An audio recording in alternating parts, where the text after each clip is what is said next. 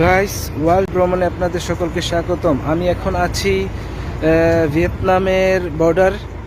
আমি ভিয়েতনামের বর্ডারের কাজ শেষ করে, ইমিগ্রেশন শেষ করে বাসের জন্য ওয়েট করছি।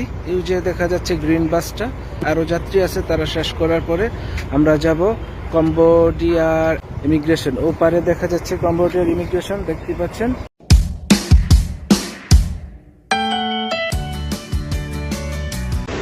হ্যালো গাইস, আমরা ভিয়েতনামের হোচিমিন থেকে বাই বাসে করে কম্বোডিয়া যাওয়ার জন্য বাস স্টেশনে যাচ্ছি। দেখা যাক কি হয়।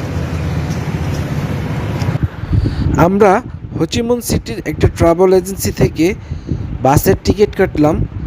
জনপ্রতি বাসের টিকিট পড়েছে মাত্র $35 করে। বাসে করে ভিয়েতনামের বর্ডার মক বাই আসতে আমাদের সময় লেগেছে প্রায় 1 ঘন্টা 30 মিনিটের মতো। ফাইনালি আমরা ভিয়েতনামের বর্ডারে এসে পৌঁছাইলাম। এখানে ভিডিও করা সম্পূর্ণ নিষেধ, তাই দুদেশের ইমিগ্রেশন কমপ্লিট করে আমি আপনাদের কাছে এক্সপ্লেন করব। গাইস, ভিয়েতনাম বর্ডার ক্রস করলাম কম্বোডিয়ার জন্য। এখন যাব কম্বোডিয়ান ইমিগ্রেশনে কম্বোডিয়ান বর্ডার ক্রস করার জন্য। বাসে অলরেডি সকল যাত্রী উঠে গেছে। আমরা এখন ভিয়েতনামের মক বাই বর্ডার থেকে যাব কম্বোডিয়ার বাভেত বর্ডারে। ওই যে দেখা যাচ্ছে কম্বোডিয়ান বর্ডার বাভেত। আমরা এখন আছি দুই দেশের মাঝখানে। ভিয়েতনামের বর্ডার ক্রস করে যাচ্ছি কম্বোডিয়ার বর্ডার ইমিগ্রেশন করার জন্য। গাইস, অবশেষে কম্বোডিয়ার ইমিগ্রেশন শেষ করলাম। অনেক কিছু হয়েছে এখানে, আপনাদের পরে ডিটেলসে বলবো। এখন বাসের জন্য যাচ্ছি, আমাদের জন্য বাস ওয়েট করতেছে, যাচ্ছি ওখানে। ওই যে দেখা যাচ্ছে বাস আমাদেরকে পিক আপ করবে এখান থেকে। আমাদের দেরি হওয়ার কারণে বাস আমাদের জন্য ওয়েট করছিল। বাসের ভিতর অন্য যত যাত্রী ছিল সবার ইমিগ্রেশন অলরেডি হয়ে গেছে, তাই তারা আমাদের জন্য ওয়েট করছিল। অবশেষে বাসে উঠে বসলাম। বাস চলতে শুরু করেছে। বর্ডার থেকে কম্বোডিয়ার রাজধানী নেমপেনে যেতে আমাদের সময় লাগবে প্রায় 6 ঘন্টার মতো। তাই চলুন বাসে চলতে চলতে দুদেশের ইমিগ্রেশন প্রক্রিয়াটা আমি আপনাদের কাছে শেয়ার করি। প্রথমে আমাদের বাস ভিয়েতনামের বর্ডারের কাছাকাছি আসার পর বাস হেল্পার সবার কাছ থেকে পাসপোর্ট কালেক্ট করে, শুধু আমাদের 2 বাংলাদেশি পাসপোর্ট ছাড়া।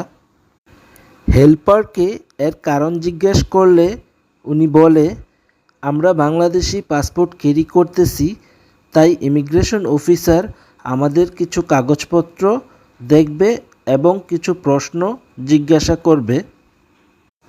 তাই আমাদের পাসপোর্ট আমাদের নিজেদেরকে নিয়ে ইমিগ্রেশনে যেতে হবে। তারপর আমরা যখন ইমিগ্রেশনের ভিতরে প্রবেশ করি, ইমিগ্রেশন অফিসার আমাদের বাংলাদেশি পাসপোর্ট দেখে একটি সাইটের বেঞ্চে বসায় এবং আমাদের পাসপোর্ট চেক করে কম্বোডিয়ার ভিসা আছে কি না, হোটেল বুকিং আছে কি না, এগুলো চেক করার পর তারা আমাদেরকে একটি ডিপার্চার কার্ড দেয়। ওইটা ফিল আপ করে আমরা ইমিগ্রেশনের লাইনে দাঁড়াই। কিছুক্ষণ লাইনে দাঁড়ানোর পর আমাদের ইমিগ্রেশনটি কমপ্লিট হয়। তারপর আমরা ভিয়েতনামের ইমিগ্রেশন শেষ করার পর চলে যাই কম্বোডিয়ার ইমিগ্রেশনে।